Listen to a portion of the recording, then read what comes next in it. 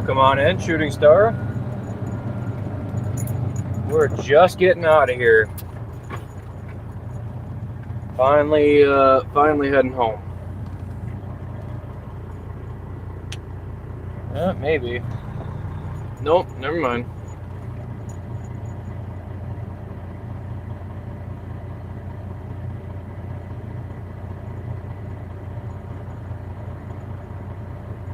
Sounds good.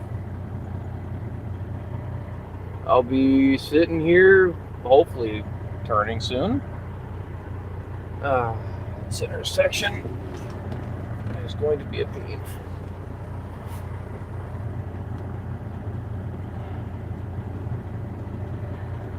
Trying to get out of here. And then I can start heading south. Oh no, they got a green light. Why would I expect that I'm gonna be able to go anywhere? I'm just having so much fun in the cities.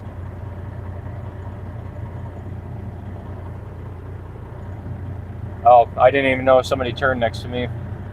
I was probably looking the other way. Alright, nope. Thought I was gonna get the turn. Nah, that's not gonna happen. Hate to say it, but I'm probably gonna wind up cutting somebody off trying to get out of here. Oh, the FedEx? Yeah. That's why he's got that single axle truck. So he can get into some of them tighter spaces, tighter spots up here.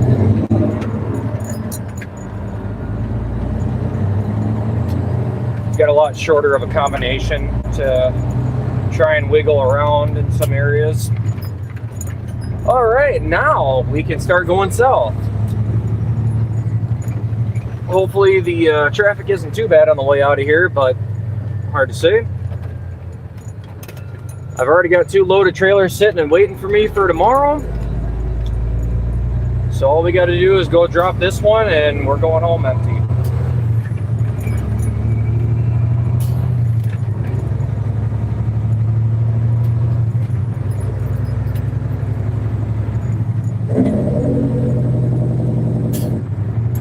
We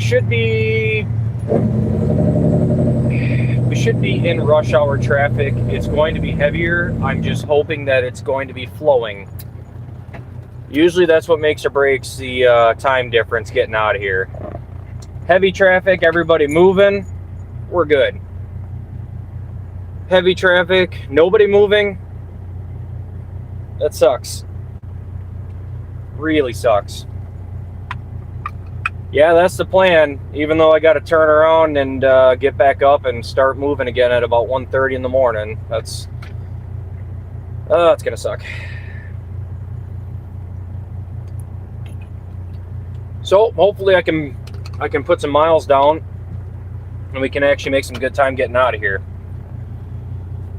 You can either spend, 30 minutes going through the cities, or you can spend an hour and 15. You really never know, to be honest.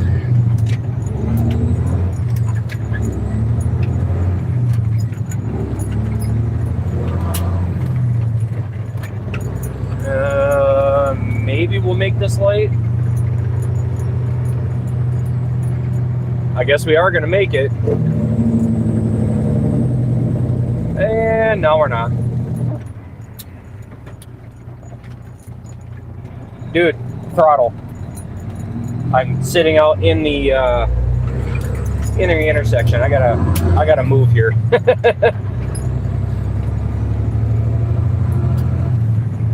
Yeah, 1:30 is a pretty quick turnaround.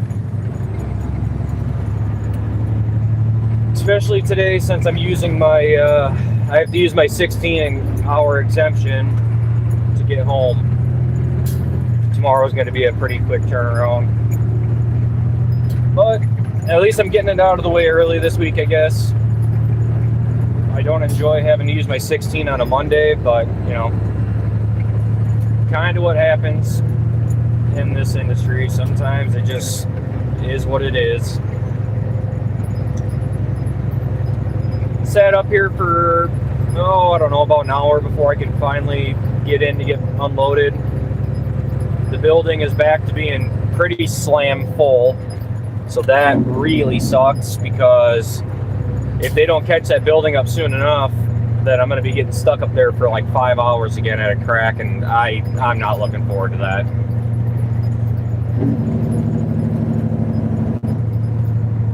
I do want that lane, but of course someone's going to ride right next to me. I have a school bus in front of me. So yeah, we're not really going anywhere anytime soon. And this is also where people like to merge on the freeway. Alright, that was a little tight, but kind of had to do it to get over. It's not just the fact that I'm in the way when people are merging on. Oh no, actually that is what it is. Yeah. When I'm in the slow lane, I'm also in the way when people are just trying to merge onto the interstate. So it's either they gotta fly up and cut in front of me, or they gotta hit their brakes and go behind me, and there's a lot of trailers sitting behind me. I can understand why they wouldn't want to be stuck behind me. I do understand that. I just don't always appreciate, you know, being 6 inches from having their paint against the chrome on my bumper. But oh yeah, no, you had plenty of room. I'm not sure why that was necessary. Okay.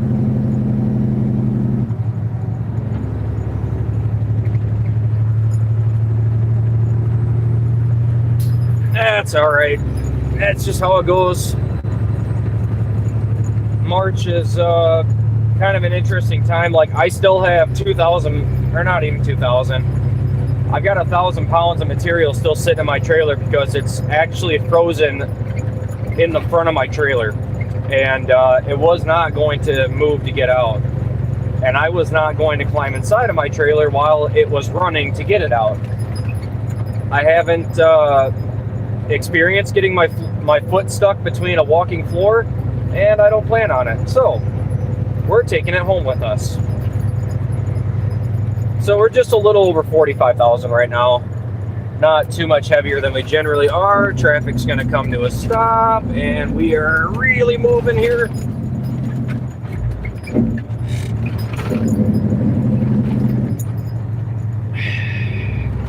Gotta watch it on the curves.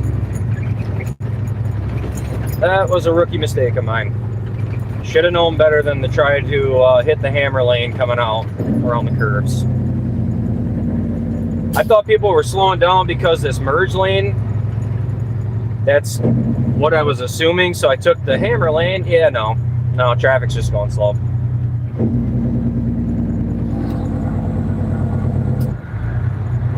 Oh, the fun of being in the Twin Cities in the afternoon. This is why I try to run my schedule really tight, so I don't wind up in this.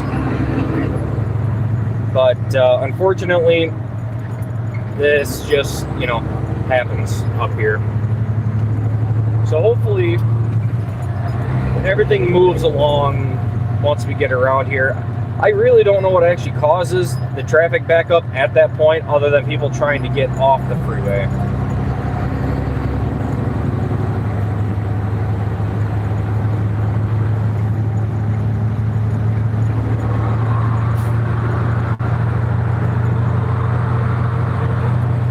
I mean, hey, don't get me wrong. If I was going to get stuck, like if I was going to physically get my foot stuck and crushed in the trailer, it'd probably be good to do it on a Monday.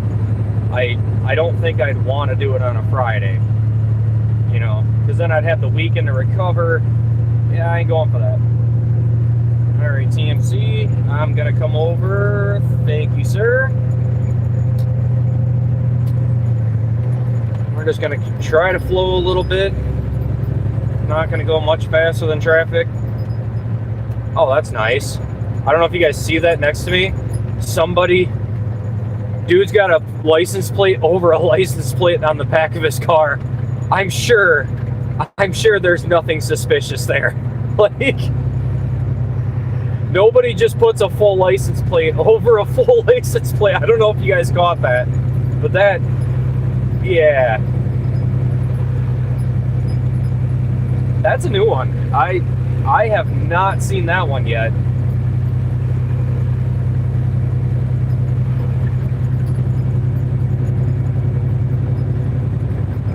But then again, you never know what you're going to see up here. I say up here like I'm up somewhere in Minnesota. I'm in like central, but you know. I don't even know if this is considered central Minnesota. I've never really looked into that. So the next spot that we're going to deal with up ahead is going to be where traffic is merging to the right. What people will typically do is they will want to get ahead of some traffic, so they'll go flying around me on the left, and then they'll either just merge straight across in front of me, or they'll actually do it slowly. But since the guy in front of us is bobtailing, he's going to be able to stop a lot faster than I am, even though I'm empty.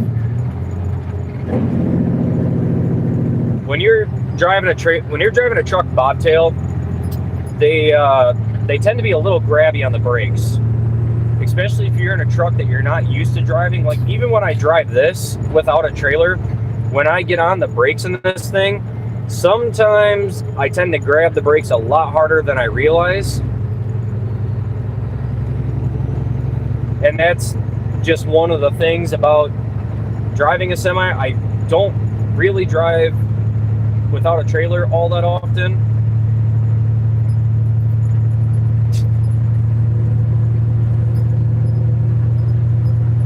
But yeah, so bobtail semis, all the weight's on the front end.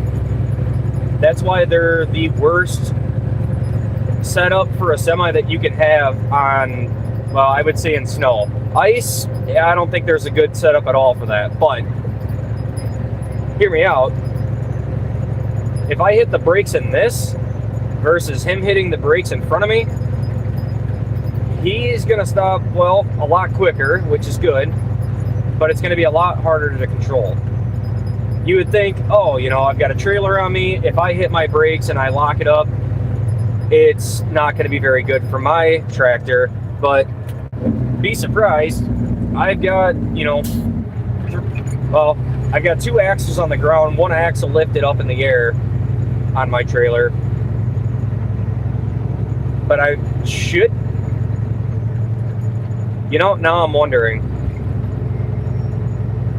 I'm pretty sure it would take me longer to start. I don't want to find this out. I'm kind of a person that learns by finding things out. Can't say it's always served me the life, but sometimes that is the best way to learn. For what I'm thinking, that's probably not.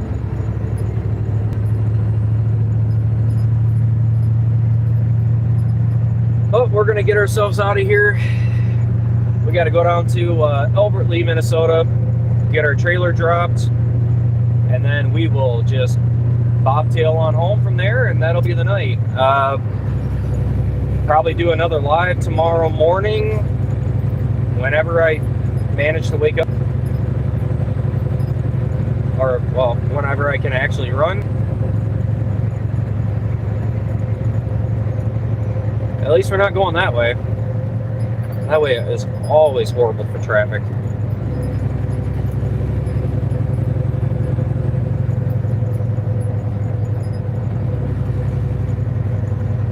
Yeah, the brakes on your semi can be a little touchy.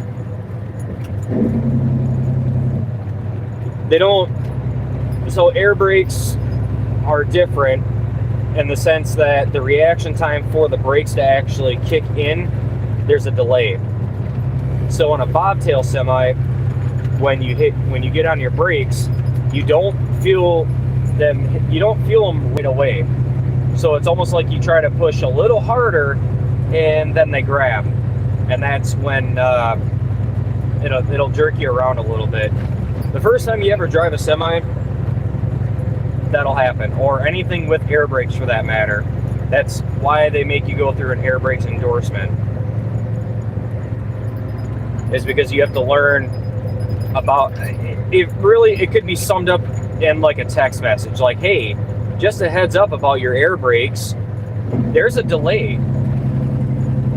Otherwise, outside of them being used for commercial vehicles, I haven't really ever seen the whole massive difference between them. I mean, you have the master cylinder, your slave cylinders, it's pretty similar, but yeah, you have a few other components with the air side of things. Now, I'm not a mechanic, so I'm not going to dive into all that, and it's been a long time since I've had to do my CDL or my air brakes and my air brake endorsement, but the reaction time is, I would say, subtly different. Not something you would really think about when you hit the brakes, but that's another reason for our distance. It's not the simple fact that, you know, it's not because I can't slow down as fast as a car. It's also because there's a delay too.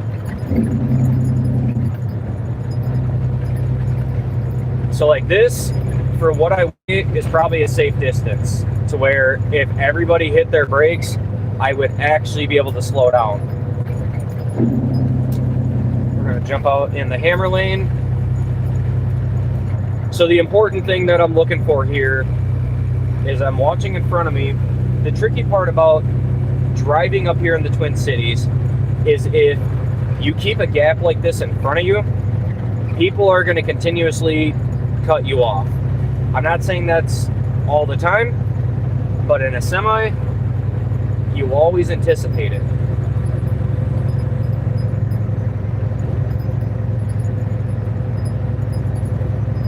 Once we get farther up ahead, I am imagining we're going to wind up in stop traffic going through the valley, which is a downhill, uphill, and a bridge in between. That's usually where the road rage is. 9 times out of 10, that's where you're either going to encounter it or you're going to want to do it. Looks like today we might actually be slowing down a little bit sooner here, unless it's just people trying to figure out what lane they want.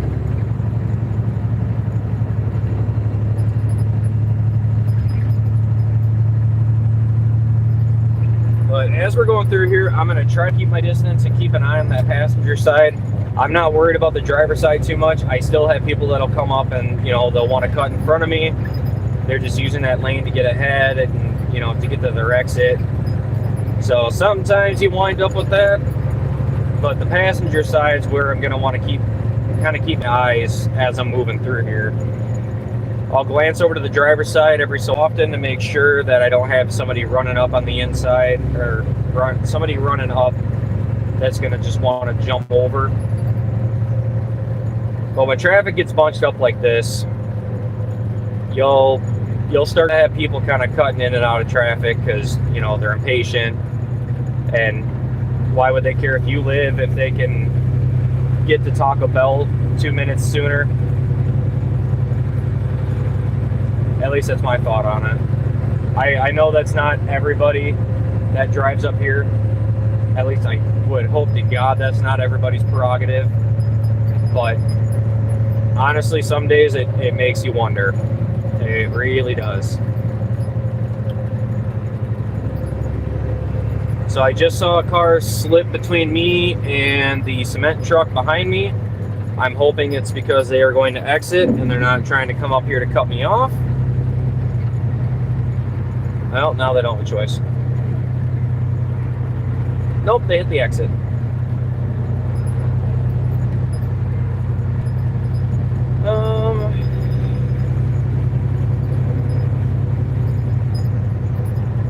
There's either someone going fairly slow up here. Yeah, alright, yeah, we're opening up.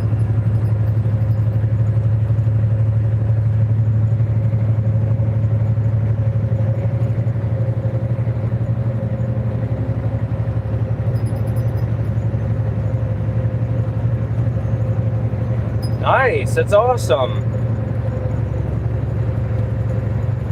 Got a CDL taken care of, that's great. Yeah, it's not like when I went through getting the CDL. I wouldn't even know much about it if I actually didn't teach it. The amount of things I've had to relearn from what I was either taught or just the lack of knowledge that I wasn't taught back in the day is kind of impressive. Don't get me wrong, there's a lot of things that I do know that we aren't even allowed to teach anymore. And I mean, to an extent, I do understand it. As technology and as these trucks get more and more advanced, there's just certain components that you don't want drivers to really mess with, which I can understand that. Because say, I teach somebody how to adjust a slack adjuster and they do wrong, is essentially your brakes being able to function, at least on one side. And here's the traffic that we're gonna have. So let's get ready for the road rage. Because by the time we get down to the end of this, we're gonna have people trying to cut in front of me. And so notice to my left, there is a merge sign right there. Might not have been able to see it. The problem is, people kind of treat that as oh, well, the lane doesn't technically end until, past the bridge. I mean, they're not wrong. It doesn't actually end until past the bridge. The problem is, oh, I can find a gear. I guess we're just going to grind them till we find them today. There we go. Got it. Sorry, we're running on fumes today as we're trying to get this done. That's why I don't like trying to use my 16 on a Monday. All right, now here comes the people that are going to try and get up here to cut over. So you'll get a first-hand look at that. It's not a simple, you come up, you let one over, and life is great, right? What winds up happening is they bunch up, and then as soon as you let one over, they all try to force their way over. Now, mind you, I'll be polite, and I will let probably one or two cars over, but as soon as we hit the point where the lane ends, yeah, that niceness goes away. And I'm not going to just let you merge over in front of me at that point. I'll let one over. That's kind of my rule of thumb.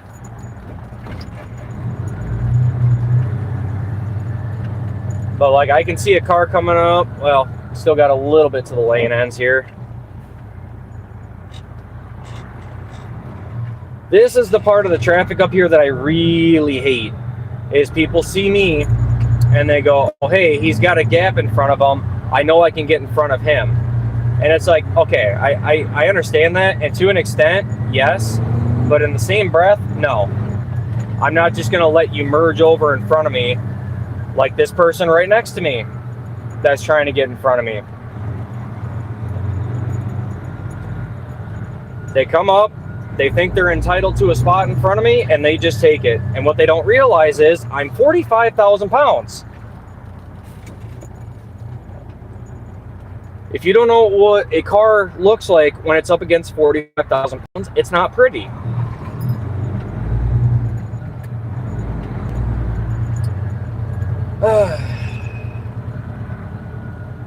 Absolutely hate when people do that. They seriously don't realize what kind of figure I could turn their body into with this thing. The good news is we weren't moving fast, so it wouldn't have been much more than a chrome scrape.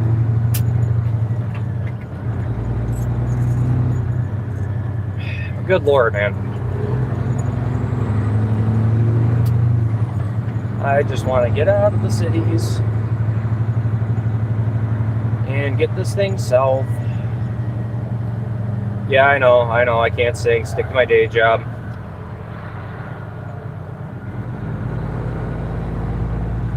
So, as we come up through the construction, on the far right side of me, that lane turns into a turn-only lane. People also tend to use that as a merge lane. So they're going to come up, and they're going to do basically what they just did there. Everybody gets bottlenecked down into 2 lanes, and then we go through this nice, fun, tight construction. Did that dude have his blinker on? Nope. All right.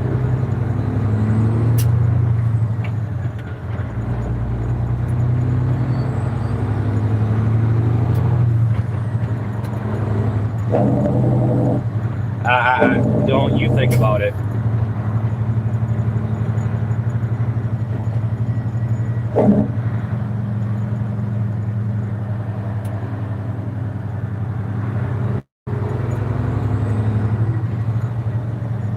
But see, there's the thing about doing this. I have to find a good distance to where I'm away from the person in front of me. I'm not tailgating them, but I'm also making people question whether they think they can fit, right? Now, obviously, I don't have the pick-me-up to just take off and go. That doesn't work. I don't have that capability. So as soon as a gap like this opens up, people take advantage of it. Which, all right, I guess by all means, if you see a gap, take it, but don't be mad at me at the end result.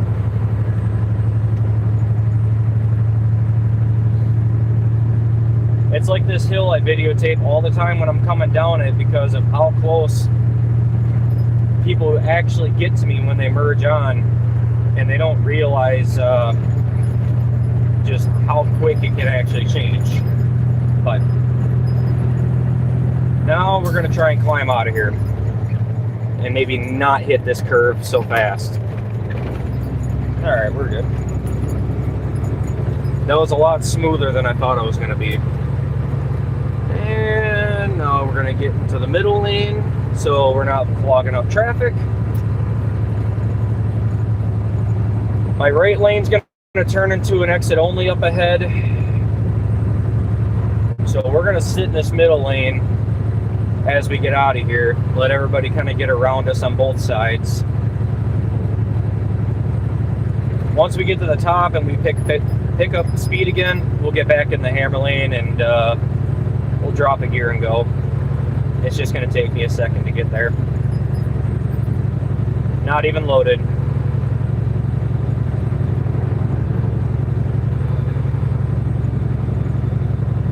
This is my daily route.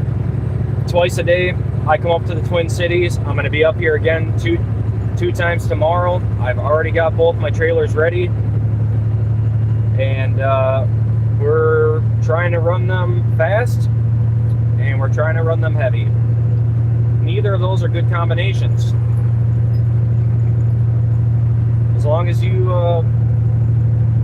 can do it safely, by all means.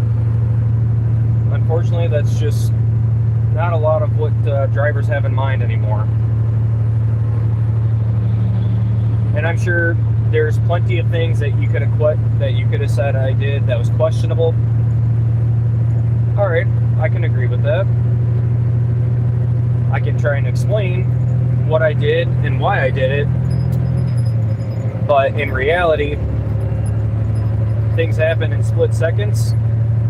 I had to merge over quickly and make sure, but as long as there was room for me to merge over.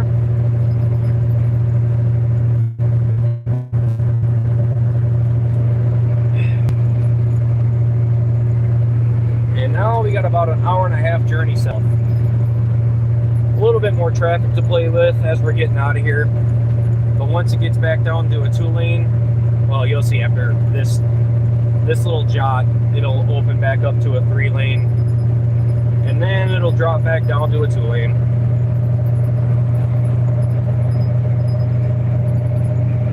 Well, everybody's going to go a little bit faster than my governor speed. That's good.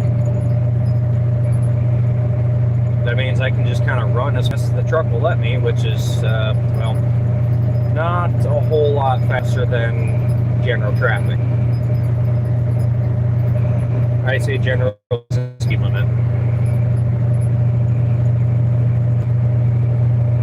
So up ahead, our right lane is going to turn into an exit lane, and it's also a merge lane. which we'll see how that goes. I'm sure this guy's going to want to get over.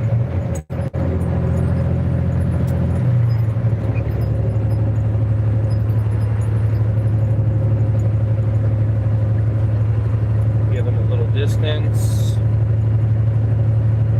There it is. Oh, he's going straight for the hammer lane.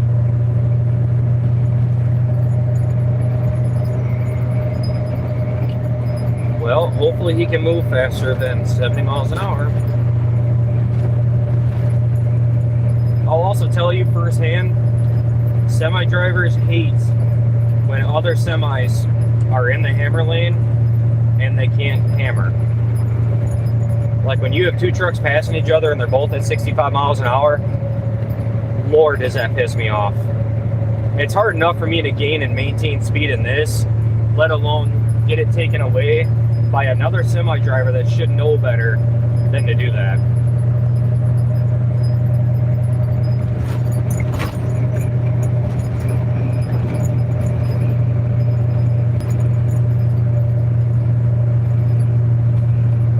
I can understand if you're passing people, but you got to be steadily passing people.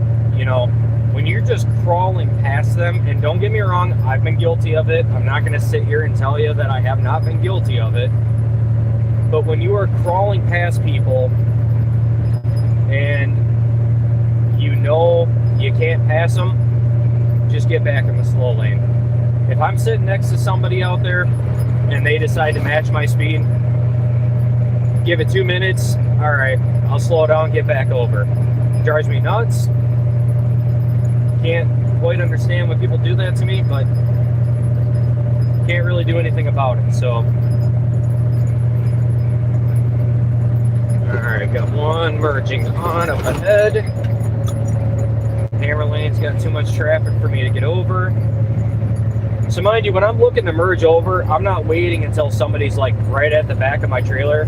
When I look over to want to merge, I need to have a good distance between me and the vehicle that's behind me, or coming up to me, I should say. Like, I'm not just going to hit my blinker and then just move on over on them like that. Yeah, you're not kidding about that.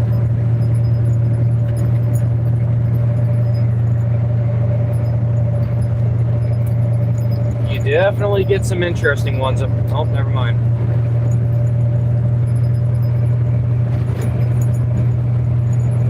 I will say comparatively, I would probably take the Twin Cities traffic over, you know, Texas, like Houston, or going around Georgia. I could probably deal with the cities traffic better than I could deal with that. In the same breath, I do it twice a day, so I've gotten quite used to driving in it. But like, give you an example, my first time going to Texas, my very first over-the-road trip when I did it back then, I went down to Houston, Texas. And if you've ever been in an area in a vehicle that you know you shouldn't be in, this was the prime example that I had from it. I got into Houston and I started seeing all these really tall buildings. I'm like, all right, maybe this is just, you know, a normal route. And then I started seeing all these cars around me and no other semis, and started realizing, you know, I got a feeling I'm not supposed to be here. And that is a really good way to teach pre-tripping. That's how you learn to pre-trip. It would have been better had I done that beforehand. I have no shame in admitting that my learning phase as a semi-driver was awful. The beginning of my career took a lot of learning to get through.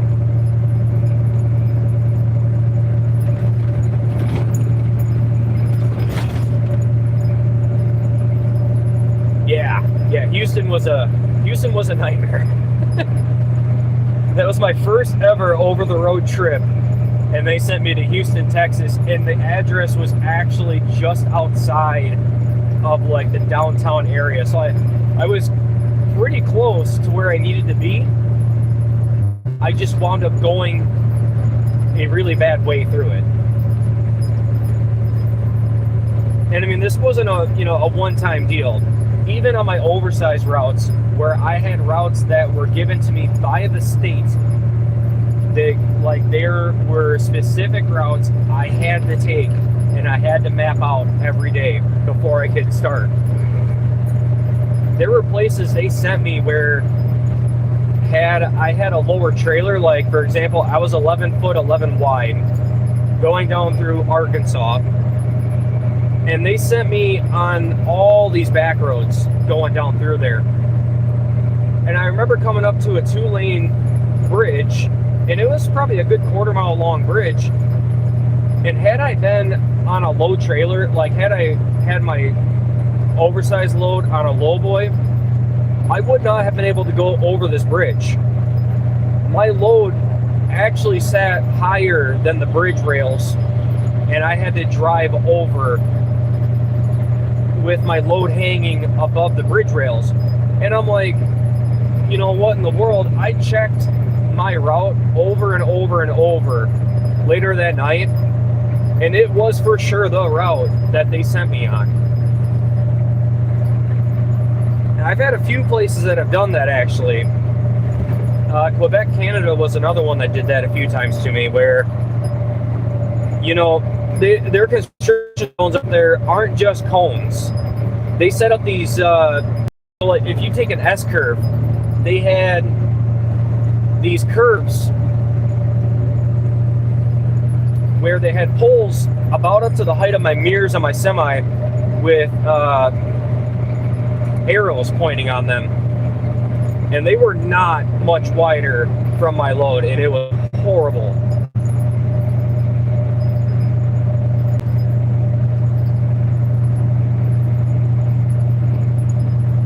So, well, for getting your CDL, funny enough, I also teach CDL once it kicks back up again in the summertime.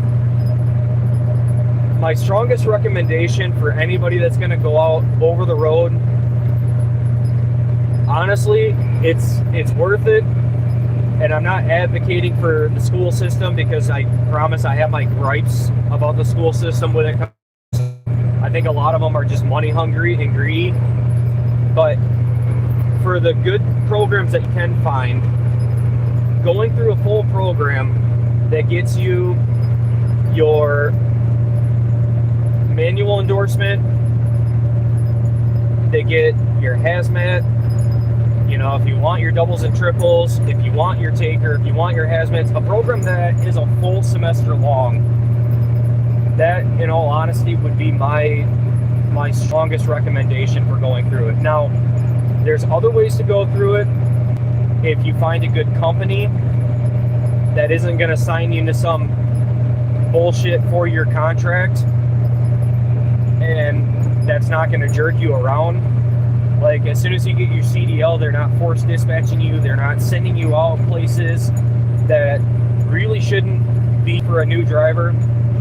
So an example for that would be if I signed on with Swift, right? They got me my Class A CDL. They got me set up in a truck. They set me out, and the first place they send me is the frickin' Sky Bridge, or off the Sky Bridge in Chicago. Definitely not the place to send a new driver. Or they send you somewhere in Pennsylvania that you can't just get to off a freeway, and all of a sudden you're on back roads going around tight curves where you got to swing out into the hammer lane or the oncoming lane. Yeah, but my God, do not just get your Class B. Unless you plan to drive a dump truck the rest of your life, or a bus with passenger endorsement, get your Class A, because otherwise you get to go back through school again to do it. And I honestly can't understand why that is a thing.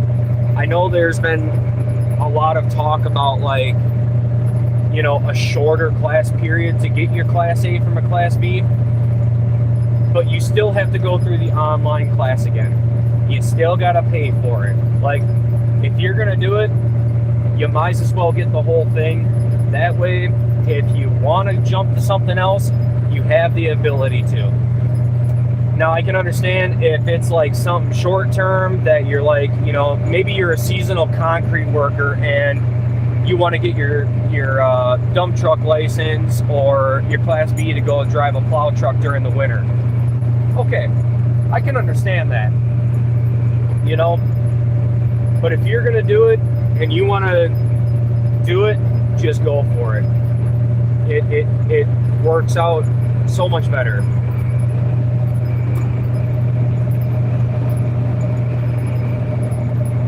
Exactly.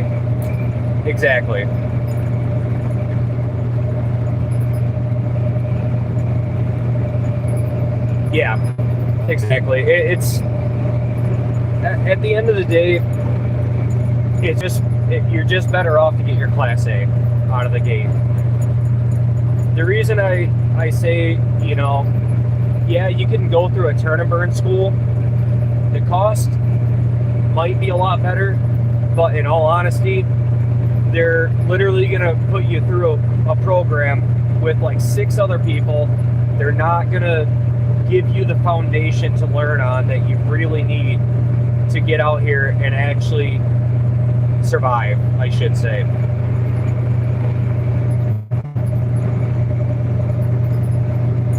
Yeah, yep. The program that my school does is $6,000, and I'm gonna tell you, I don't advocate a whole lot for my program. I'm not out here to sell you it. That's why I don't talk about where I teach. But it's better off to go through the full program than the 40-hour class. So this year they wanted me to do the turn and burn style of schooling. They wanted me to teach 40 hours, which, don't get me wrong, there's not an actual hour requirement.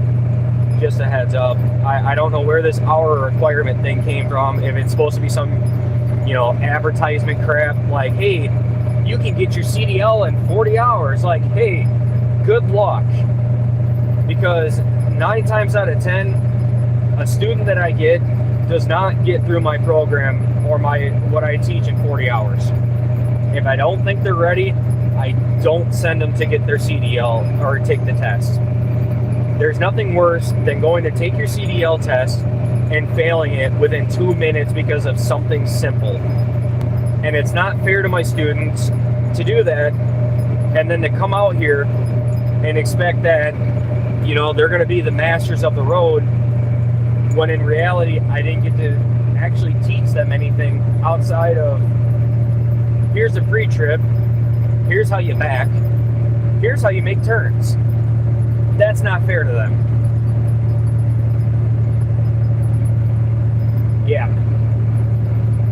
That's the biggest reason that schools are, you know, becoming the norm for getting your CDL, or at least it looks like it's moving that direction.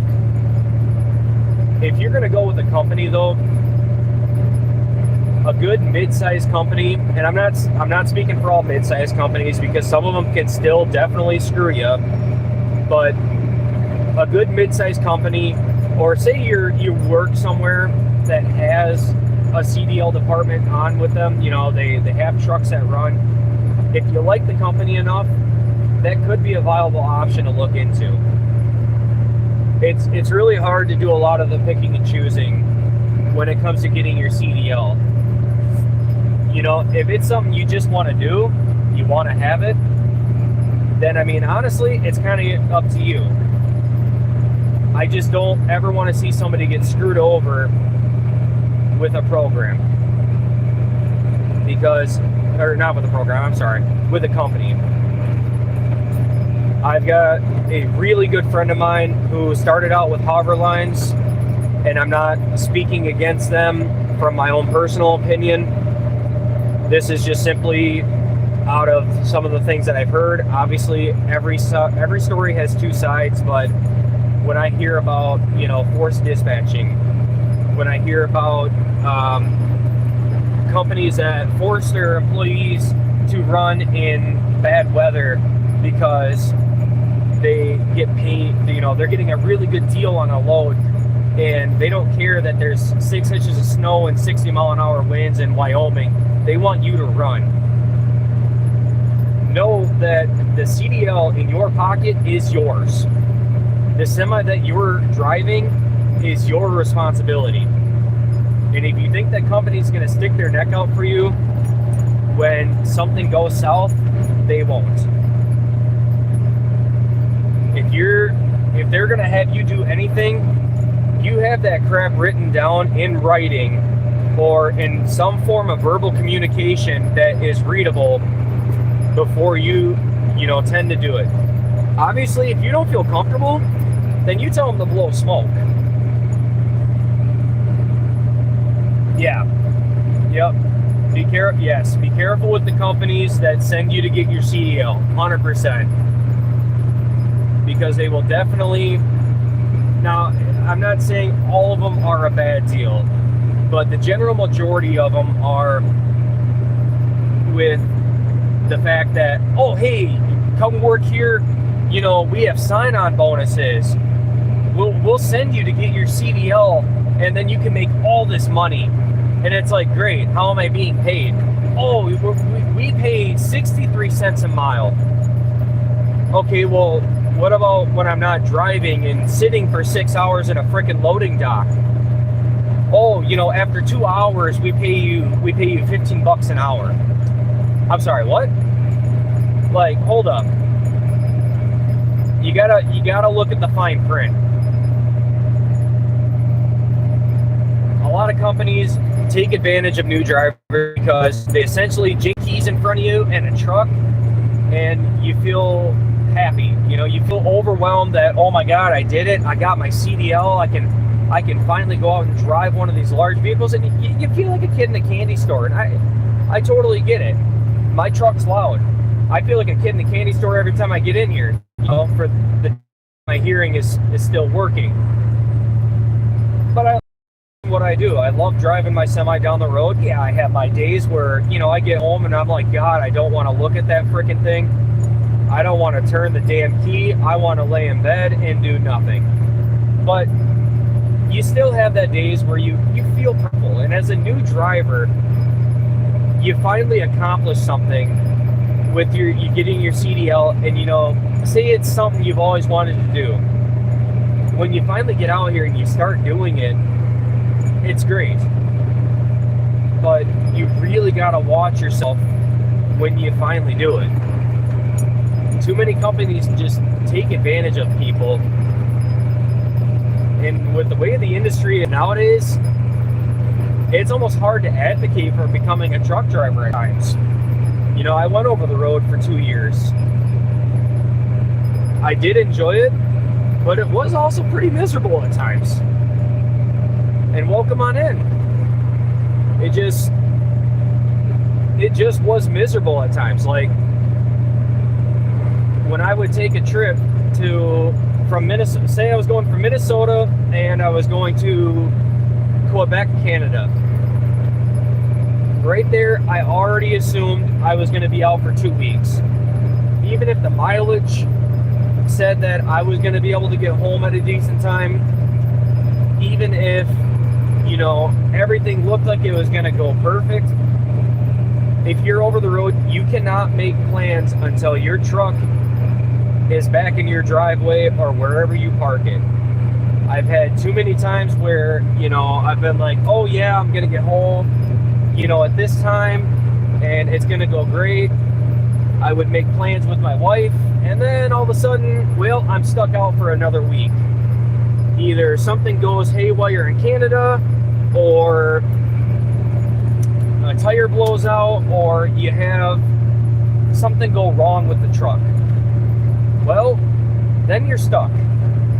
Then you're fighting your e-logs, you're fighting load times, and that's when it gets really stressful. I'm fortunate enough to where I'm with a really good company that, like, we've had a lot of bad weather here in Minnesota, right?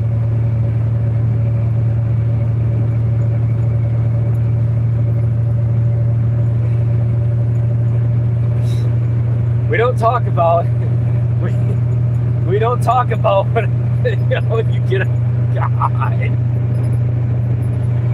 We don't talk about the Minnesotan flatbed, okay? You get out of here with that. My guy. Jesus. Oh my God. Of course. Okay. Jesus. We don't talk about those days, all right, my guy?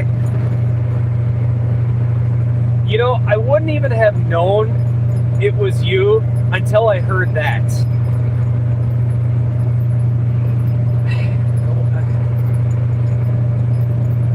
Well, there that goes. That's all out the window now. It's over. Just gonna drive this right off the highway.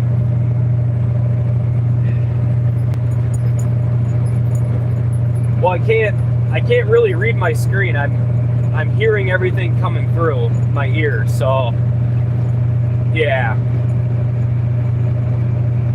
But yeah, now that I look at it, yeah, all right, now I see it. Yeah, all right, now I see it. This fucking guy,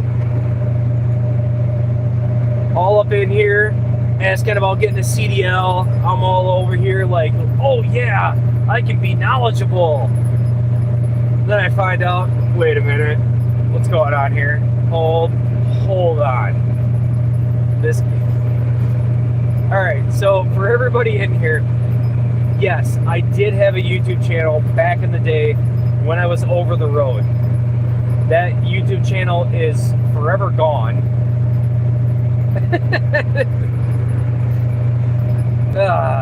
Yeah, thank you, buddy. I appreciate that. Yeah, once I got out of the cities and all the traffic and crap was gone, everybody else was like, all right, he's boring. Let's get out of here. I don't blame him. I mean, there's not a whole lot that's very interesting to going down the road in a semi, you know? I mean, it's interesting when you're in the truck. Then it can be fun.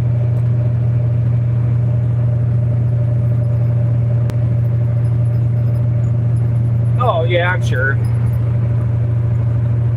There's actually one guy in particular that does come in here who's working at getting a CDL right now that comes in and he'll sit and ask me questions too.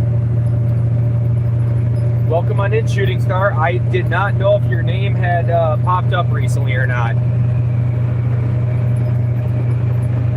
Yeah, there's still a few people in here hanging out, enjoying this beautiful sunny day with us. The weather is great. I will go on a tangent about that if given the chance, but that's just my inner mid-30s wanting to come out and talk about the weather and, you know, whatever else mid-30-year-olds talk about.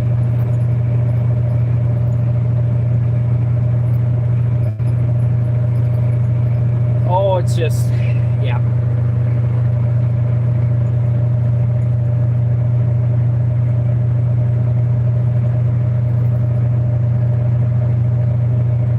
Well, we don't have that for winds up here. You can hang on to those ones down there for me.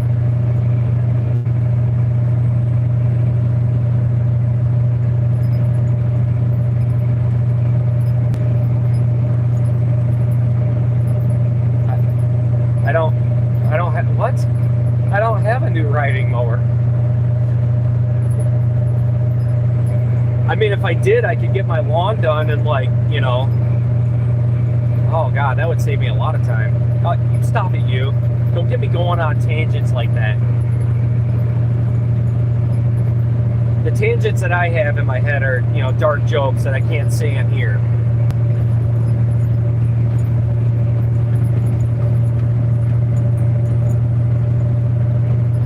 Yeah.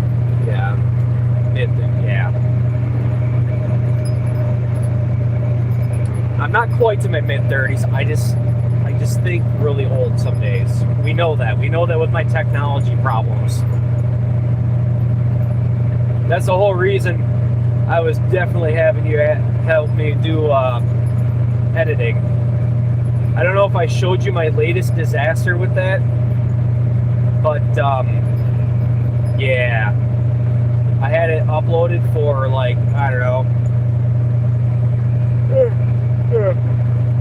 30 seconds, and then I realized you couldn't read the font, and the screen was a lot smaller than I thought it was. So yeah, every video that I do on here, there's basically no editing. I just kind of do a one take and throw it up and hope for the best. So if I do something wrong in the video, 9 times out of 10, I didn't catch that. I don't really even review them before I put them up. I just kind of take the video and yeah, I just launch it.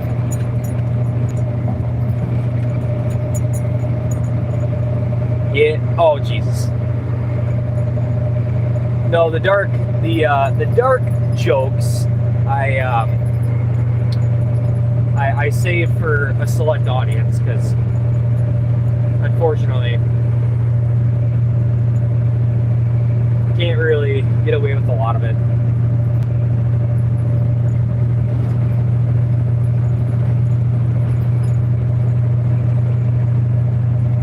You know what? I feel happy that I get to share that time with them. That's nice. That's nice. I swear. Hold up, man. Were you the one in here this morning giving me shit? Because I know I didn't see your username, but I'm just wondering. Because if it was you, I'll feel a lot better.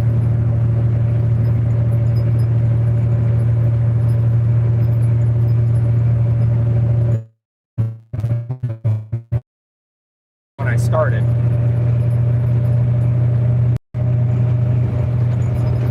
Alright, that's fair. I didn't think it was. I think somebody I know was in here giving me shit today. I don't know who. Oh, what animal likes to cross the road? I'm gonna guess the armadillo. Wait, no. I might be thinking of the wrong region. It's either that or those funny little deer that sit like... Oh, never mind. You said it in there. Groundhogs.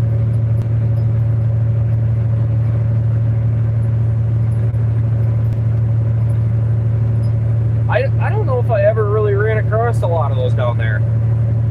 For some reason, every time I ran south, it was always armadillos. Could have swore those things were an urban myth. Obviously, I know they're not, but you know, it's like seeing a unicorn. For somebody that lives up in the north like this, you come down and you see those, something else.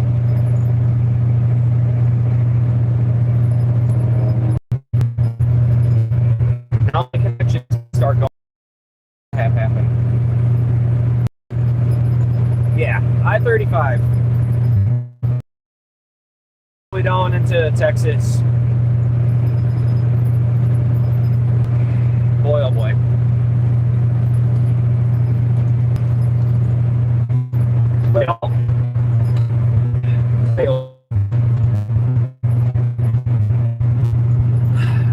For everybody that's still in here,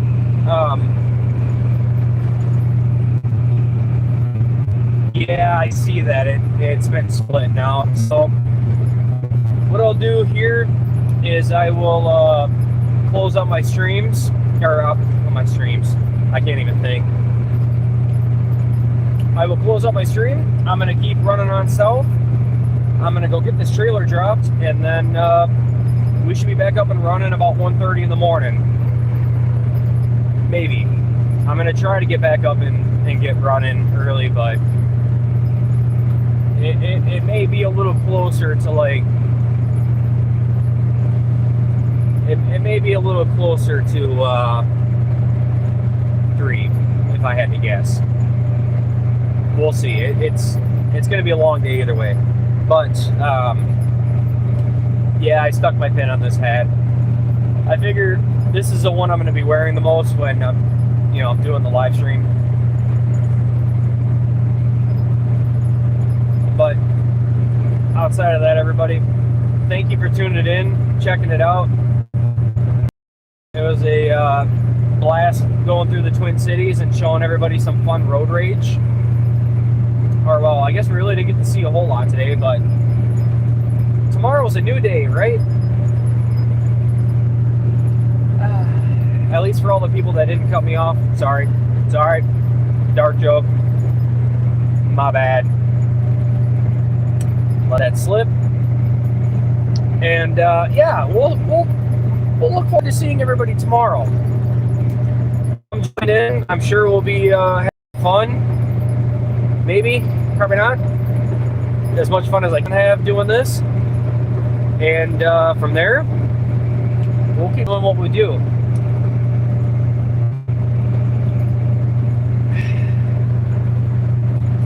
And I'm gonna get off here and make some phone calls. So you guys have a wonderful day. Thanks for checking it out. Look forward to seeing everybody again tomorrow. Shooting Star will be seeing you again tomorrow. Thank you guys so much for tuning in. I hope you have a wonderful day. This fucking guy.